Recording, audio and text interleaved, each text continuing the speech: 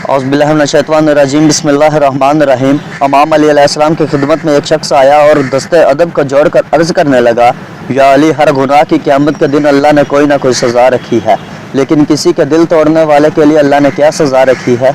बस ये कहना था तो इमाम अली अलैहिस्सलाम ने फरमाया, ऐ शख्स, रोज़े महशर अल्लाह जो सज़ा कत्ल करने वाले को देगा वही सज़ा किसी के दिल तोड़ने वाले को देगा। तो इसने कहा, या अली, कत्ल करना और दिल तोड़ना, इन दोनों की सज़ा बराबर, वो क्यों? बात जब यहाँ तक पहुँची तो इमाम अली अलैहिस्सलाम ने फरमाया, ऐ शख्स, याद रखना, किसी को कत्ल करने से इंसान का जिस्म मर जाता है और किसी का दिल तोड़ने से इंसान की रूह को वो सदमा पहुँचता है कि ना वो मर सकता है और ना वो जी सकता है।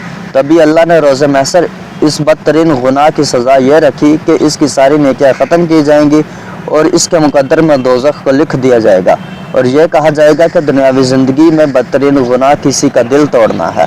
मोअज़्ज़िज़ सामीन, अगर आपको हमारी आज की वीडियो अच्छी लगी है तो प्लीज़ हमारे चैनल एच डिस्कवरी को सब्सक्राइब कर लें और साथ ही घंटी के बटन को क्लिक कर लें ताकि ऐसे आने वाली और नई वीडियो अब तक बआसानी पहुँचती रहें। शुक्रिया।